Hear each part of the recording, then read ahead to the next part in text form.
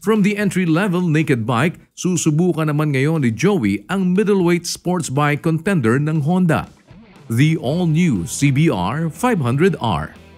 With its sporty and sophisticated form, mapabilib kaya nito si Joey sa kanyang first ride experience. So ang ating itatry ngayon, ito namang CB500R, which is yung kanilang sports version na same engine din.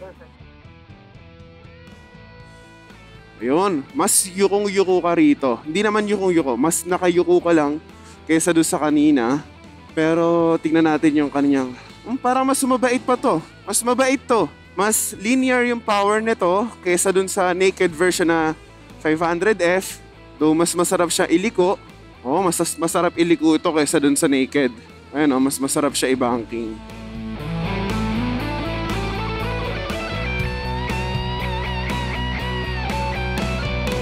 Pero yung pagka-punchiness niya nabawasan.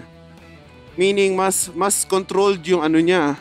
May i-recommend ko rin naman ito sa isang beginner. Pero mas gusto ko yung isa kasi parang mas friendly yung isa eh. I mean, mas magagamit mo siya dito sa traffic ng Pilipinas. Siguro kung ikaw, mas gusto mo yung magra-ride ka sa mga bundok, kagaya ng canyons, mga banking, mas maganda to, di hamak. Pero kung ikaw naman ay nasa city, mas gusto ko yung 500F. Pero ito, mas controlled yung power. Hindi siya yung biglang magsa-spike. Pag ganun lang siya. Kumbaga, hindi kanya tatanggalin sa upuan. Try natin mag-rev match. Okay din. Okay din yung kanyang rev match. Okay. Ayun o. Ayos yung kanyang... Yung power delivery niya, hindi kanya gugulatin. Ito, napakaganda rin ito. Smooth yung clutch, napakalambot.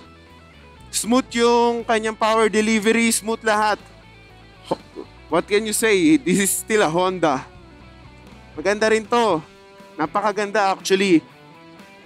Ano ba yan? Nalilito na tuloy ako kung anong gusto ko. Kasi actually, I'm scouting for a second bike. Smaller bike na ganito, which is perfect to mga 500cc. Sarap niya iliko guys. Hindi ka matatakot dahil magaan siya unang-una at 500cc siya. Expressway legal na rin siya. At hindi ka na siguro bibitinin nito. Ako for me, hindi na ako mabibitin basta-basta rito. Unless masasama ako sa mga 1000cc. Pero kung ako lang, panalong-panalo na ako rito. Okay okay siya guys. May pick up naman siya ng speed. Hindi lang kasing torquey nung isa. Kasi kahit na pare-parehas sila ng engine guys, para lang po sa mga hindi nakakaalam, magkakaiba po ang pagkaka-tune sa kanila eh. Ayan, try natin tong chicane. Yun, sarap oh. Oy, sarap oh. Oy, sarap oh. Oy. Ayun oh, may pick up siya at second gear ha. Pasok, second gear. Tignan natin yung pick up ng speed dito sa out of the corner. Okay, not bad. Not bad. Kumbaga ito, hindi ka na mahihiya pagka nakaganto kang motor.